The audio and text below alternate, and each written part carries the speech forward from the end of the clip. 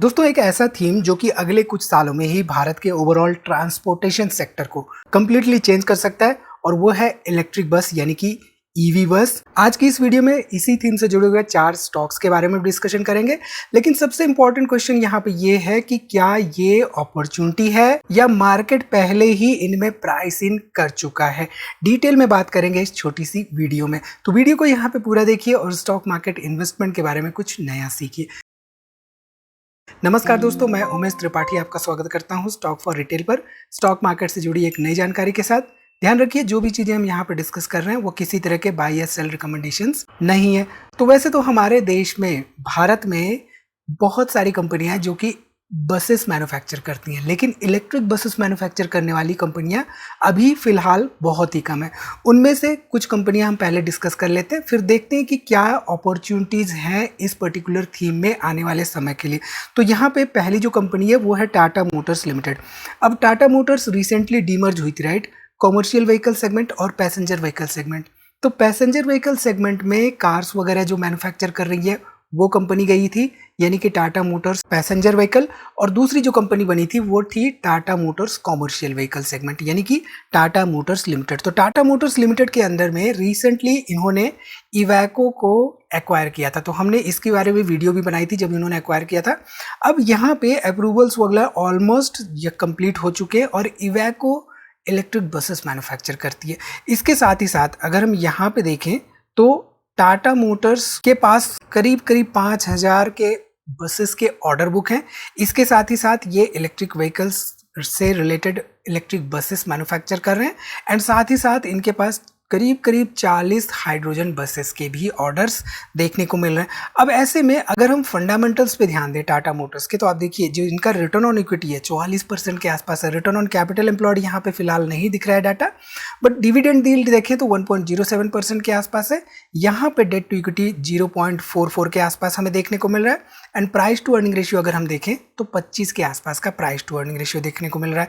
इसके साथ ही साथ अगर हम पेट्रोस की स्कोर देखें तो मात्र 2 का पेट्रोस की स्कोर हमें देखने को मिल रहा है। ठीक, इसके साथ ही साथ अगर हम सेल्स ग्रोथ ट्रैक रिकॉर्ड पे ध्यान दें तो सिंस ये रिसेंट डाटा है, रिसेंटली डीमर्ज हुई है कंपनी, तो यहाँ पे मार्च 2026 की बात करें तो 83,000 करोड़ के आसपास सेल्स है एंड करीब 3,000 करोड़ रुपए के आसपास यहाँ पे नेट प्रॉफिट देखने को मिल रहा है कंपनी का।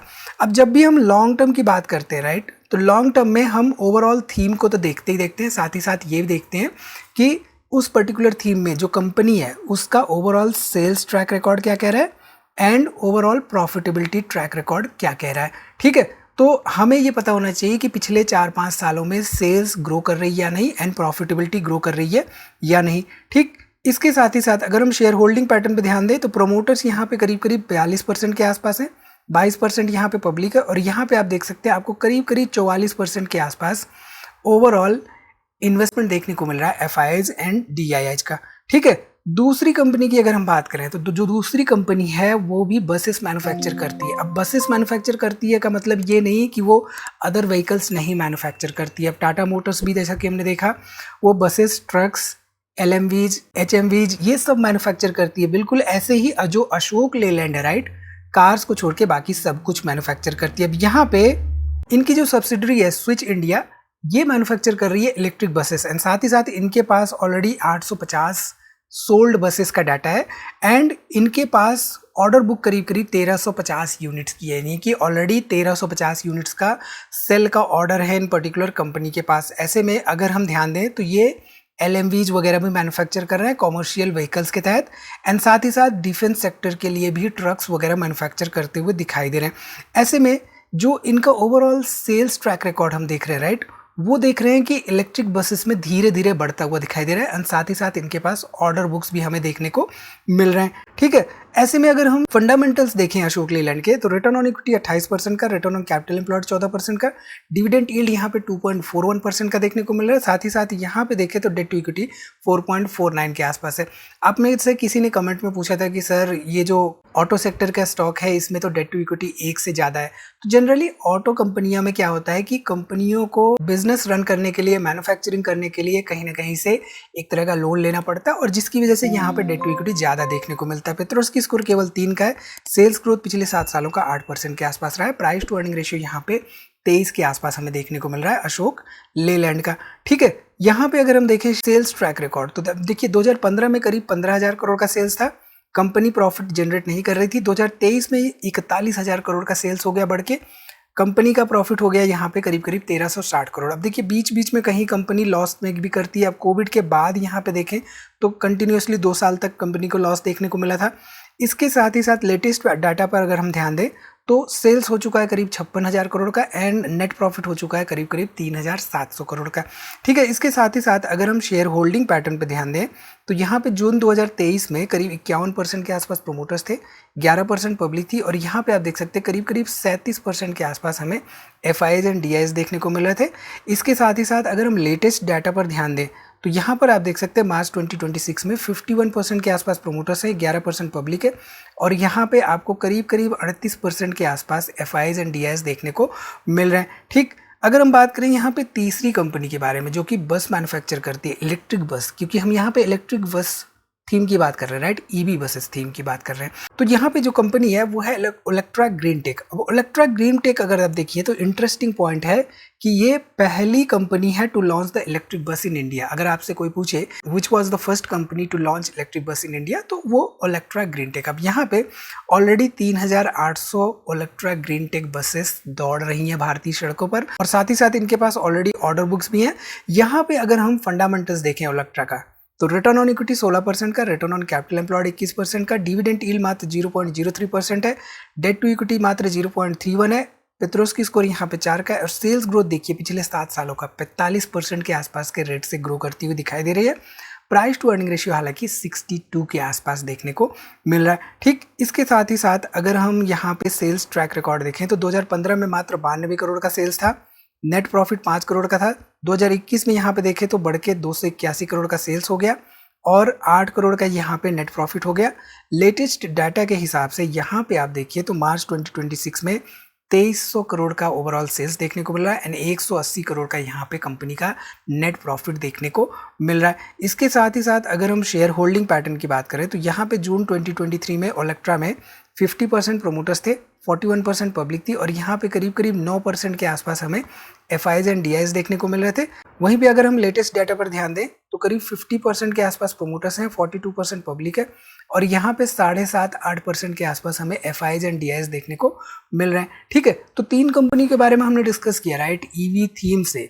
अब ये जो इलेक्ट्रिक व्हीकल है, राइट, जब जैसा कि हम देख रहे हैं कि जो ट्रांसपोर्टेशन सेक्टर है, ट्रांसपोर्टेशन सेक्टर को रिवैम्प करने वाले आने वाले समय में बहुत सारे इनिशिएटिव्स देखे जा रहे हैं और खास तौर पे जब से ये पेट्रोल डीजल की किल्लत हो रही है तब से कहीं ना कहीं से इवन सरकार की तरफ से भी ये इनिशिएटिव्स आते हुए दिखाई दे रहे हैं कि ज़्यादा से ज़्यादा फोकस किया जाए इलेक्ट्रिक व्हीकल्स पर। तो ऐसे में अगर ट्रांसपोर्टेशन सिस्टम की रिवैम्पिंग आने वाले 5-6 सालों में 10 सालों में होती तो इसकी वजह से यहाँ पे थोड़ा सा स्पीड हमें देखने को मिल सकती है इस पर्टिकुलर सेक्टर में। ठीक है, JBM ऑटो की अगर हम बात करें तो JBM ऑटो भी प्योर इलेक्ट्रिक बस कंपनी है। अब यहाँ पे देखिए तो इसका मार्केट शेयर 49% का हो चुका है मई 2026 में, यानी कि जो लेटेस्ट डाटा इन्होंने दिया है, लेटेस्ट डाटा के हिसाब से जो पहले 33% का मार्केट शेयर था अप्रैल 2026 में वो बढ़कर 49% के आसपास हो चुका है। यानी कि हर दूसरी इलेक्ट्रिक बस जो भी सेल हो रही है या सड़क पे आ रही है वो JBM ऑटो की है। यहाँ पे ऐसे में अगर हम JBM ऑटो के ओवरऑल बिजनेस सेगमेंट की बात करें, ऑर्डर बुक की बात करें तो इनके पास करीब करीब 11,000 बसेस सेल का ऑलरेडी रिकॉर्ड है एंड करीब 20,000 बसेस का इनके पास ओवरऑल प्रोडक्शन कैपेसिटी है एनुअली।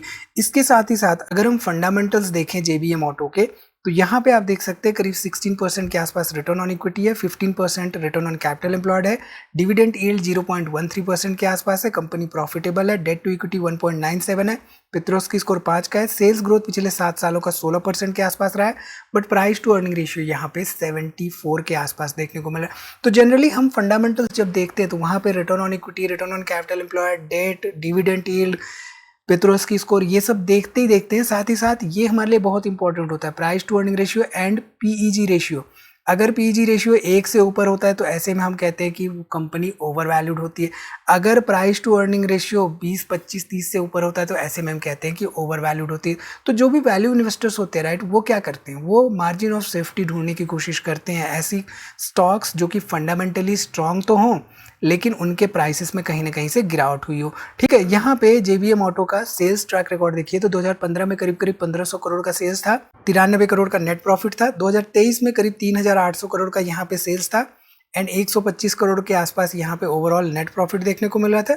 लेटेस्ट डाटा के हिसाब से करीब करीब 6088 करोड़ रुपए के आसपास यहाँ पे सेल्स था एंड 238 करोड़ रुपए के आसपास यहाँ पे ओवरऑल सेल्स देखने को मिल रहा था जेवीएम ऑटो का। ठीक है, इसके साथ ही साथ शेयर होल्डिंग पैटर्न पे ध्यान दें तो जून 2023 में आप देखिए, जून 2023 में 67% के आसपास प्रोमोटर्स थे, 31% के आसपास पब्लिक थी और मात्र 2% के आसपास यहाँ पे एफआईज एंड डीआईएस थे जेबीएम ऑटो में। एंड इसके साथ ही साथ अगर हम यहाँ पे देखें तो आप देख सकते हैं कि लेटेस्ट डाटा के हिसाब से 67% के आसपास प्रोमोटर्स हैं, 31% ही पब्लिक है एंड अगेन 2% के आसपास एफआईज एंड डीआईएस देखने को मिल रहे हैं। तो मार्केट शेयर कंपनी का तो 50% के आसपास है। हर दूसरी गाड़ी जो इलेक्ट्रिक बस चल रही है या सेल हो रही है इनफैक्ट वो जेबीएम ऑटो की देखने को मिल रही।